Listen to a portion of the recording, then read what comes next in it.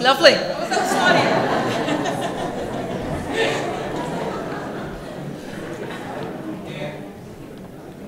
I've got a wee bit of hoarse voice, excuse me. So, I've got a list here, and it's just in the event of people voting yes. Well, we have, that's not the way you put it really.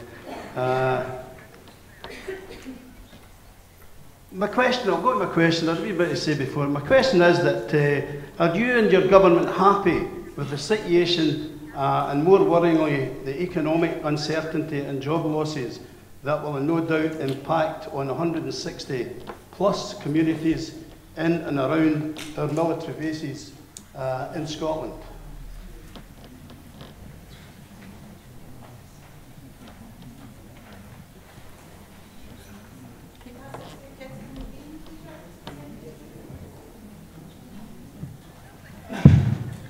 Peter Tierney from Motherwell.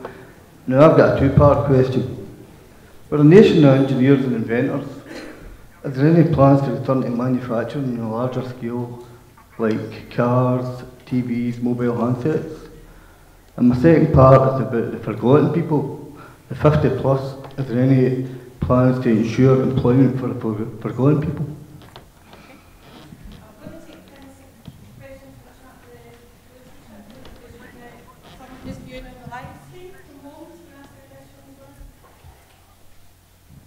Hi there. My dad's concerned about his pension, so I went and had a wee look on the internet and I discovered that someone had written to the Department of Work and Pensions and they wrote back saying that if you've worked all your life and you've paid into the system and then you decide to go and live in Spain, that's fine, you're still entitled and they'll still continue to pay that. So what I was wanting to ask is about the debt as well, because obviously we're about 8% of the population. We don't, well, this is Scotland, the country is Scotland, and I'm proud to be Scottish. As you mentioned, these are the British Isles. Great Britain is the largest of the British Isles, and I'm proud to be British as well. The UK is a PLC, Public Limited Company, which I'm not proud to be ruled by. And is it not right that if businesses are failing, they should be closed down, etc.? We've seen all that arguments with all the banks and what have you. But is it not true in the same way that, like, essentially every Scottish pensioner would emigrate to Scotland upon independence, and we'd essentially have 0 pensioners, and the debt would still be, the Department of Work and Pensions for the UK would be still paying that. And again, with the debt as well, like, as a new country, we wouldn't have that. And is that right in saying that, like, that gives us good bargaining power in the 2 years for working out a deal? Okay, right, first question about military bases. I care deeply about people who are employed in the military. That's why I've been so appalled, as I know a lot of people have been, in watching, under the current Westminster system, so many bases closing in recent years, soldiers made unemployed, the grotesque sight of soldiers being given the P45 while they're serving on the front line in Afghanistan, the reduction in our military facilities and in our military strength in Scotland as a part of the Westminster system over the past 10 years has been dramatic. So if you're interested, there's no time to go through all the fine details just now, but there's a chapter in that book there, you can get yourself a copy, that goes into considerable detail about an independent Scotland's defence forces, what they would look like, how many troops we would have in each of the 3 forces, where they would be based, what facilities we would have, and we would continue with all of the existing facilities in Scotland, and that's where our forces would be based, how we would build up to full strength, what kind of equipment our forces would need. Because I believe very strongly that one of the first and most important responsibilities of any government is to properly defend the country. And Scotland needs strong conventional forces that are fit for our purposes. Luckily, and you can never be complacent about this anywhere in the world, we don't face immediate known threats of external attack, but we've got a long coastline that needs protected. We've got oil installations that need protected. We need strong conventional defences that are fit for purpose. And we've seen our conventional defences decline in the last number of years, and independence gives us the chance to make sure we've got forces that are fit for purpose. And one of, sorry, carry on.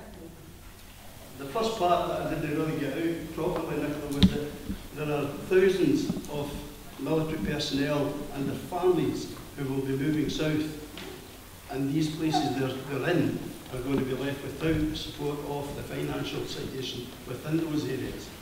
Well, that's not necessarily. We've said an independent Scottish Government would require those bases that are still. We've seen bases close in the last few years with implications for surrounding areas, and people who are currently serving in the British Armed Forces, they won't be forced if they're Scottish or if they've got Scottish connections, or they just think about it. They won't be forced to come and join, or if they're based in Scotland, they won't be forced to join Scottish forces, but I would hope that a lot of them would choose to do so and become the basis for our independent forces. The point I was going on to make is one of the reasons we've had so many cuts in conventional defences is the defence budget in the UK has been cut quite dramatically, but also on top of that, from a smaller budget, they're prioritising putting new nuclear weapons on the Clyde. There was a report published a few weeks back that was recommending that Trident is renewed, but it laid out the cost over the next 25 years of renewing Trident.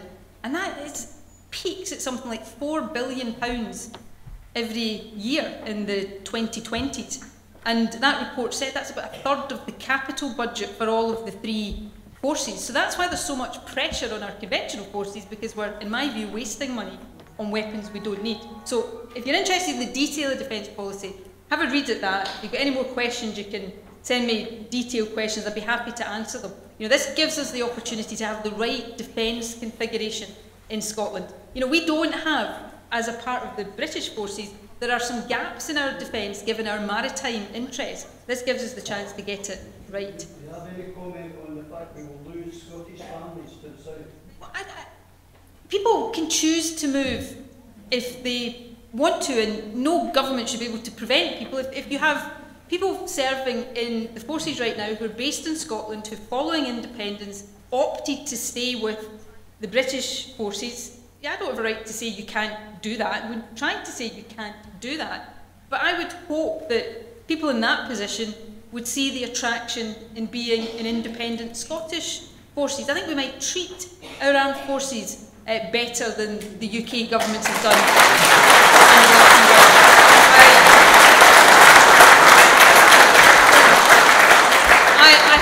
I hope no Scottish government of the future, of whatever colour, would send them into illegal wars. I hope that we wouldn't send them into and we've made some commitments, the SNP government, to no compulsory redundancies while members of the forces are in active service. So I would hope that wouldn't happen. But we live in a free world where people are entitled to make their own decisions, and that will happen in both directions, I'm sure. But let's see Scotland as an independent country, as a place where people will actually want to live and to stay and to do business and to build careers and to raise families, because we're a fantastic country and we can only be more fantastic in my view. Right, we're going to have to move on. You and I could have this discussion all night, you and you're looking lovely in your strawberry shirt. Right, Peter, your question, manufacturing. I kind of very briefly mentioned manufacturing earlier on. Manufacturing and the ability to revitalise and grow our manufacturing base is one of the benefits I see of having control over our economic levers. All Western countries have seen a decline in manufacturing in recent years, but the decline in the UK and in Scotland has been much steeper than in most other countries. So we've got an opportunity to build that up again. How do you do that? Well, if you've got control over your tax levers, your economic policy levers, you can decide to give tax incentives to manufacturing companies, tax incentives to companies that want to export, incentivise companies to invest more in research and development. So there's a whole range of things. So if you let me answer this question, I'm more than happy to, I'm absolutely more than happy to answer that question in a second. But So we can do things that get our own manufacturing sector growing. That's one of the benefits of being able to just look at our economy and say, what areas of our economy do we want to use our economic powers to try and incentivise? Now, you said, well, we get car manufacturing back. Now, I'm not saying we'll get the manufacturing exactly as we had in the past back, but there's huge manufacturing opportunities for the future. Renewable energy, the kind of digital sector that we're strong in, there's huge opportunities for manufacturing of the future, and that's what we've got to equip ourselves to take. And in doing that, create more opportunities. Manufacturing jobs are better paid than jobs in other, on average, in other economic sectors. Create more, better paid, higher quality opportunities for our young people. You know, there's something like, I think it's about 40,000 young people leave Scotland every year. Now, some young folk always want to leave and go and spread their wings, but a lot of these folk that leave right now don't leave because they want to. They leave because there's no alternative, there's no opportunities for them here, and that, for me, is one of the biggest arguments for getting our hands in economic power so we can do something about that.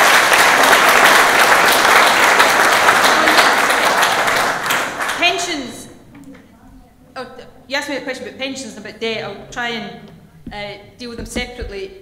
You're right to point to the DWP letter that said, yes, your pension will continue to be paid. And think about that for a second. People go to live in all different parts of the world. There's big expat communities in countries like Spain.